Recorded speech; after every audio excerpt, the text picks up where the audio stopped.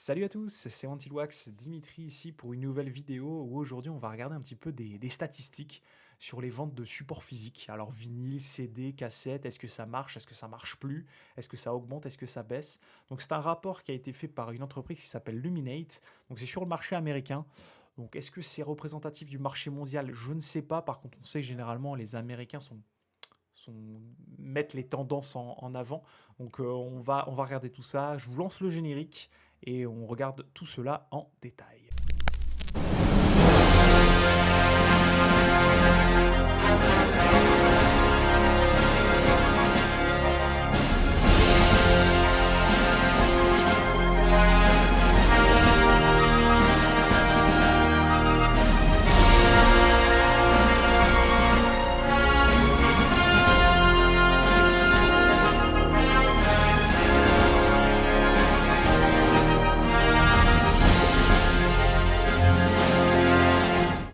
Allez, c'est parti pour le rapport. Donc, je vais passer certaines slides. Il y a quand même 52 slides. Donc, vraiment, je vais m'arrêter sur des chiffres intéressants. Si vous voulez le rapport complet, je le mettrai en description de la vidéo.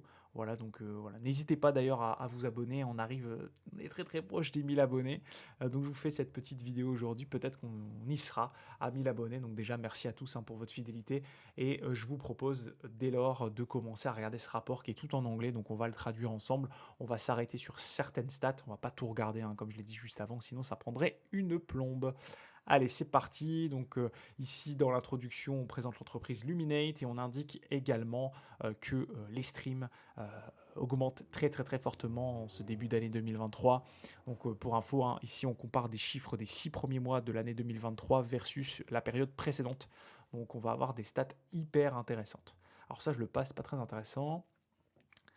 Alors voilà les metrics, donc vous voyez les dates, c'est en anglais, versus l'année précédente, donc 30 décembre jusqu'au 29 juin, versus la période précédente, donc c'est-à-dire du 2021-2022. C'est bien parce qu'on aura le phénomène peut-être d'inflation, on va regarder ça juste après. Concernant les streams, au global, ils augmentent tout type de stream, vidéo et audio, plus 31% d'une année à une autre. Concernant l'audio uniquement, quand même 23% d'augmentation. Le stream audio est à la mode. Je pense qu'à l'intérieur, il doit y avoir pas mal de podcasts. Et voilà, on a quand même plus de facilité à accéder à des albums. Les gens en sont conscients. Donc, à mon avis, voilà, le support physique souffre. Parce que quand on voit les augmentations des streams, on peut se poser des questions. Alors, voilà quelques métriques entre 2022 et 2023, notamment sur les supports physiques. C'est assez intéressant, donc je laisse découvrir tous les chiffres, mais on va s'arrêter ici sur 3 chiffres intéressants. C'est les augmentations des ventes des supports. Donc en quantité, ici, on se rend compte que les supports physiques, plus 13,3%, le CD 4%, donc ça continue d'augmenter, c'est super. Le vinyle explose toujours, on n'est pas encore au pic. Et la cassette, pareil, une belle augmentation. Par contre, en quantité, ça reste plutôt faible. Concernant ici la différence entre les achats sur ce qu'on appelle le catalogue, donc c'est-à-dire ce qui existe déjà versus ce qui est de nouveau. Donc là, ici, on se rend compte que la répartition de la consommation, les gens écoutent quand même beaucoup plus de choses anciennes aujourd'hui, en 2023. Et sur ici, la consommation globale, c'est pareil, on consomme plus de choses nouvelles que de choses anciennes. Alors, ici, sur les ventes, donc le dollar, on se rend compte, et je pense qu'on parle en millions ou en milliards, je pense que c'est plutôt en millions, pour pas dire de bêtises, parce que sinon ça serait marqué billion, donc en millions de dollars. Les total sales sur les supports physiques, direct to consumer, ça pèse 4,4 millions de dollars sur les 6 mois qui sont passés ici. Donc c'est plus 20% que sur l'année 2022. Donc c'est quand même assez énorme. Je pense que tout le monde en s'en met plein les poches. Le vinyle fait quand même 2,6 millions de dollars de recettes, plus 26%, c'est énorme. Le CD, 1,7 million de dollars, donc c'est quand même plus 15%. Et la cassette perd, donc la cassette se vend moins. On vend des cassettes moins chères, je pense, parce qu'on avait vu juste avant une augmentation des quantités. Par contre, en termes de revenus, ça baisse. Donc attention, peut-être premier déclin de la cassette, on ne sait pas, mais tant mieux pour celles et ceux qui veulent de la cassette, vous allez pouvoir en trouver à des bons prix. Le vinyle, quand même, c'est assez dingue. Quand on regarde ce qui est vendu en genre, on va voir que le rock et le pop rock en général, ça reste quand même les genres préférés des Américains en achat. Le hip-hop, plutôt faible, je trouve. Je m'attendais à quelque chose de plus. Après, il y a la country, bien sûr, on est aux US, les musiques du monde, et Others, on doit avoir pas mal de choses, notamment mes belles BO qui doivent être là-dedans. Concernant du coup maintenant les ventes par type de support, la répartition, le vinyle pèse quand même 60% des ventes, le CD encore 40% et la cassette pèse uniquement 1,4%. Donc le vinyle est quand même le support préféré des Américains. Je pense que c'est à peu près la même chose en Europe. Bien sûr, si j'ai des chiffres, je vous les communiquerai. Concernant ici les différentes répartitions de ventes, voilà, grow, donc ça c'est les augmentations des ventes concernant les supports, le poids en fait. Donc on se rend compte qu'il y a une baisse de la cassette, hein, on l'avait remarqué juste avant. Le vinyle augmente un petit peu en termes de poids de vente et le CD également. Salut Taylor Swift. Concernant ici les ventes, concernant la nouveauté versus ce qui existe déjà au catalogue, on se rend compte que les gens achètent quand même à 60% des nouveautés. Voilà, les nouveaux albums, bah, les gens, c'est ce qu'ils achètent en support. Par contre, il y a de la différence entre les différents supports. Le vinyle, c'est beaucoup plus égal. On sait que les rééditions, ça fonctionne bien. Je pense que c'est ça qui fait que la balance est plutôt proche. Par contre, le CD, les gens achètent que de la nouveauté. Et les cassettes, c'est pareil. Vraiment que des nouveautés et très peu de choses qui sont déjà au catalogue des différents labels.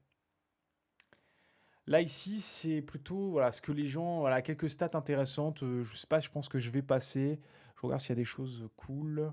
Ouais, c'est vrai que les gens veulent acheter autre chose que la musique, veulent vraiment tout un univers, hein. Donc, acheter déjà sur le site de l'artiste, mais aussi acheter autre chose que des CD, des vinyles. C'est acheter des t-shirts, acheter tout ce qu'on appelle le merchandise. Merchandise, tout ce qu'il y a autour de l'artiste. Alors ici on parle des super fans, donc c'est qu'en gros ils expliquent que globalement ce sont les super fans, hein, qui consomment beaucoup plus de support physique que les personnes de base normales, on va dire ça. Vraiment quand vous êtes super fan, bah, vous allez créer et vous allez devenir l'acheteur préféré en fait, hein, de l'artiste et c'est vous en fait qui drivez le marché. Donc voilà, ils expliquent en gros dans les ventes, les super fans pèsent of the general population à super fan. Voilà, donc en gros, dans les acheteurs, il y a quand même 15% des gens qui sont super fans. Et donc ça représente quand même, voilà, ici quelques stats. C'est que vous dépensez plus de 80% dans la musique quand vous êtes super fan. Bon, ça, c'est des chiffres qu'on connaît bien. Et vous avez 128% de chances de plus d'acheter du support physique. Donc c'est assez intéressant. On sait, hein, quand vous êtes fan d'un artiste, bah, vous allez être plus tendance à vouloir le soutenir en plus du stream, c'est-à-dire d'acheter de la cam en support physique. Donc là, ils font un petit snapshot sur la K-pop notamment. Je vous laisserai vérifier, regarder si ça vous intéresse. C'est vrai que la K-pop, c'est bien pour apprendre comme exemple parce qu'on on sait qu'on touche des super fans. On n'a qu'à regarder les trends que vous pouvez avoir sur les différents réseaux sociaux quand ça concerne la K-pop. C'est assez incroyable la base fan qu'il y a autour de ce genre musical que je ne connais pas, que je devrais peut-être écouter d'ailleurs si vous avez des artistes ou des groupes à me recommander. N'hésitez pas à les mettre en commentaire. Alors ici, toutes les catégories, mais qui achète? Alors qui achète ici? Où est-ce qu'on les achète? Donc c'est surtout ça aussi qui est intéressant. Alors les indépendants, donc les disquaires, ça représente pas mal, hein, c'est cool. Plus 4,2% chez les disquaires, donc ça c'est bien. Internet est en recul et ça c'est connu, hein, moi c'est mon domaine d'activité. La vente en ligne baisse depuis un peu de temps maintenant, ça baisse. C'est la première crise du e-commerce qu'on est en train de vivre. Donc les mass merchants, je pense que ça concerne les Fnac, etc. Même si les chains, c'est plutôt là-dedans. Et ensuite, bah, ça doit être de la vente à côté, les non-traditional retail. On va prendre exemple Vinted, eBay. Je pense que c'est là-dedans que c'est inclus. Alors ça, c'est assez intéressant. C'est ce qu'on appelle des personas. Qui achètent quoi? Qui sont les acheteurs de CD? Donc, c'est les acheteurs de CD, c'est la génération X, des gens qui vont dépenser sans. Alors, je sais pas ce que ça veut dire, mais spend in this. Donc, en gros, ils mettent pas trop, mais voilà, vous avez un petit peu le physique à chaque fois des gens. Donc, voilà, les Américains, vous savez qu'ils aiment bien mettre en avant les communautés. Ici, LGBTQ+, sur les vinyl buyers, les physical buyers overall. Donc ils habitent dans un milieu urbain, ils dépensent pas mal d'argent, ils sont de la génération X de base. Je ne sais pas de quelle génération vous êtes, mais est-ce que vous vous reconnaissez en tout cas dans ces différents personas? Dites-le moi en commentaire. Alors ça c'est super intéressant, le prix du vinyle en fonction de qui vous êtes. Le boomer, je sais qu'il y en a plein parmi mes abonnés, bah, votre prix de base pour un LP c'est 20 euros. Et c'est vrai que quand j'en discute avec vous, bah, c'est ça. La génération 90, la génération des années 80, pardon, ceux qui écoutent, vous allez en fait avoir une tendance autour de plutôt 25 euros. Alors c'est marrant parce qu'ils prennent les jazz fans, mais je pense que c'est plutôt les personnes qui sont plutôt liées à, voilà, à quelque chose de plutôt premium, bah, c'est plutôt 30 euros. Voilà, dites-moi en commentaire où est-ce que vous vous positionnez, à combien vous définissez le prix d'un LP pour vous. C'est quoi? C'est 15, 20, 25, 30. Moi, je me positionne, vous le savez, plutôt dans la génération des gens qui vont aller chercher plutôt jazz fan. Moi, ça va être ça, ça va être 30 euros pour un LP et 40 pour deux. Après, on sait qu'aujourd'hui, avec l'inflation et les spéculateurs, ça augmente fortement.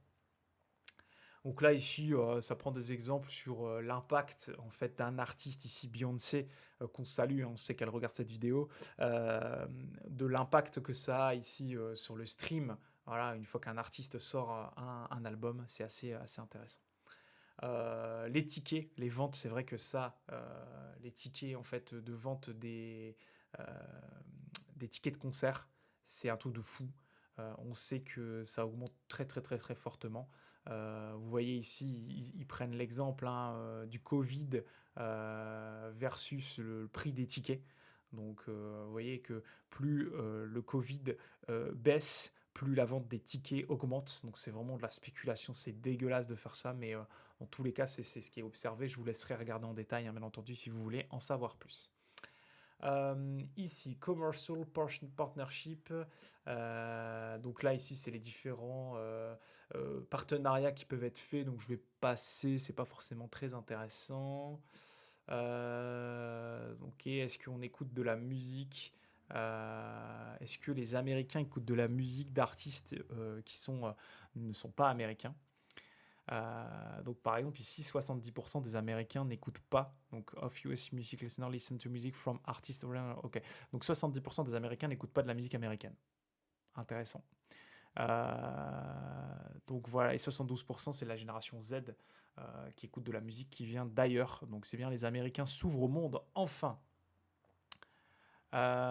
Ok, donc là vous voyez ce qu'écoutent les Américains, donc principalement quand même de la musique anglaise.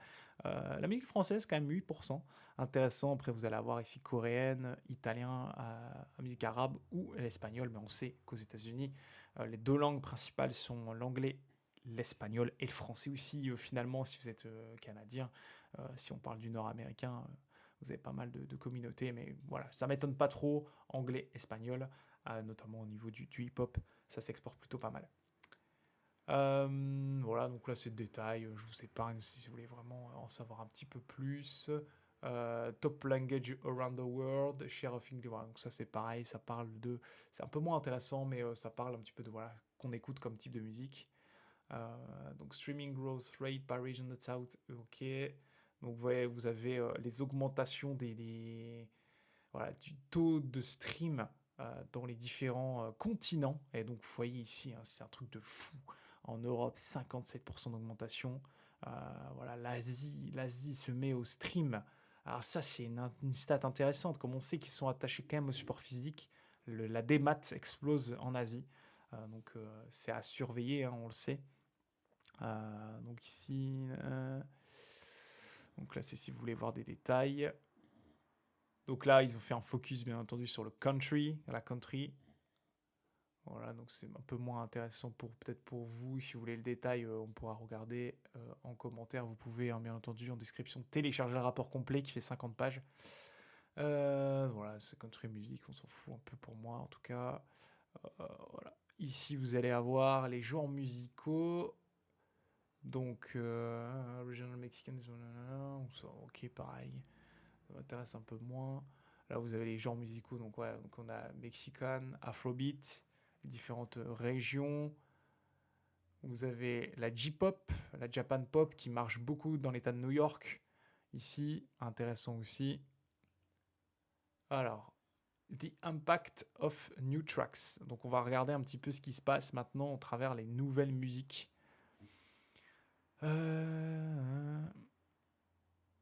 Ok, donc là, je comprends pas trop. On va regarder en détail. Donc, New Audio and Video. Ok, donc là, ouais, en gros, ils expliquent que, en gros, c'est toutes les nouveautés qui sortent. Et en fait, on se rend compte. Donc là, il y a 112 000, ok, 112 000 par jour nouveautés. Et en fait, par contre, concernant, on se rend compte que la première partie de 2023, on est déjà à 20 millions de nouveautés, de nouveaux contenus déposés en ligne. Hein. Donc musique et vidéo, je pense que ça inclut. Ouais, c'est ça, musique et vidéo. Donc on va vraiment dépasser les 40 millions. C'est un truc de dingue. Il y a de plus en plus de création. Alors, c'est là où on parle de qualité, c'est qu'on crée, on crée, on crée, mais du coup, comment trouver de la qualité dans tout ça? On voit que tous les ans, ça augmente, à part 2020, hein, Covid, à mon avis, c'est les stats qui sont faussés, mais là, ça explose. 40 millions, donc les gens voilà, créent des choses, et ça, c'est plutôt intéressant. Ici, alors... ok, donc on se rend compte ici, donc... en gros, là, à mon avis, ça parle ici des majors. Donc, ce que sortent les majors, ça reste très faible versus toute l'industrie à côté. Donc, à mon avis, les indépendants, voilà, c'est ce qu'ils disent. Hein. Indépendants, c'est vraiment bah, si vous vous lancez à votre propre compte. Si vous êtes un artiste indépendant, par exemple, là, on se rend compte que c'est quand même la grande majorité des contenus, ce qui ne m'étonne pas. Moi, je suis en France sur ces 96%. C'est que je crée du contenu en ligne. J'ai personne affilié à moi. Donc, en gros, je suis là-dedans. Et ce qui est logique, en fait. Les content creators sont très rarement associés à des labels. Euh, Ici, alors de quoi ça parle? Ok, bon, c'est un truc un peu plus détaillé. Alors, le Billboard, intéressant pour finir, on arrive à la fin. Le Billboard américain, les top albums, on se rend compte ici, donc la consommation, les ventes. Oui, hein, les ventes quand même physiques versus les streams, c'est quand même assez hallucinant. Donc qu'est-ce qu'on a donc ça c'est de la country, Morgan Wallen. Donc aux US la country c'est un truc de fou. Taylor Swift je la mets dans la country. Hein. Vous m'excuserez mais voilà. Metro Boomin, l'album a très très bien marché de ce beatmaker incroyable.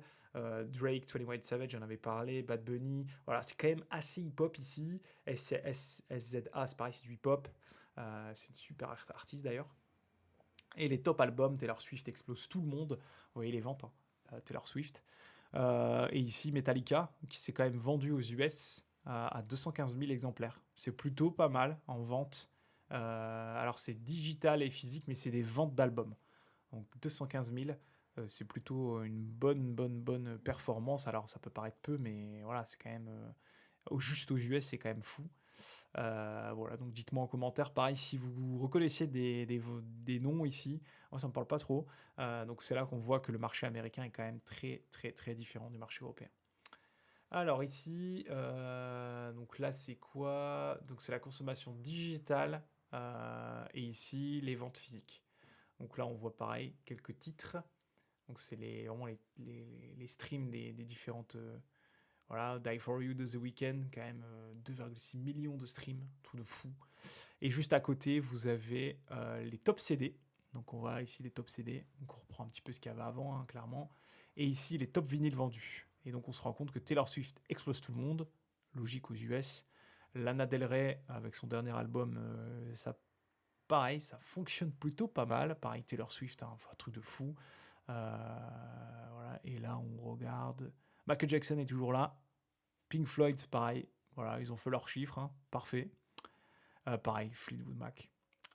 Tyler the Creator, c'est un album Igor qui est sorti il y a quand même pas mal d'années. Donc c'est plutôt sympa ici. Pareil, Lana Del Rey qui conclut. Donc je pense que quand elle sort un album, elle revend encore plus l'album d'avant. Ça, je pense que c'est un phénomène classique. Alors ici, on a quoi? On a les top songs en streaming, on a en vidéo, voilà, on a OK ici et top radio, aussi à la radio. Donc ça, voilà, vous avez très certainement déjà entendu tout ce qu'il y a ici. Et là ici, voilà, vous avez plus de stats par genre, donc la répartition, les poids de chaque genre musicaux. Donc c'est aussi intéressant. Je vous épargne tous les détails, il y a beaucoup d'informations. Donc comme je l'ai dit à plusieurs reprises, si vous voulez le rapport complet, il est en commentaire. Et voilà, c'est tout pour cette vidéo un peu chiffres. Donc voilà, ce qu'on a vu, c'est que le vinyle se porte bien, le CD aussi, la cassette aussi, même si on en vend un peu moins, on fait un peu moins de pognon sur la cassette. Tant mieux pour nous. Dites-moi en commentaire ce que vous avez pensé de ce rapport. N'hésitez pas à le commenter également. Voilà, donc moi je vous dis à la prochaine pour une nouvelle vidéo où je pense qu'on fera un unboxing soit de CD, soit de vinyle. J'ai des trucs à vous présenter. D'ici là, portez-vous bien et à la prochaine. Salut tout le monde!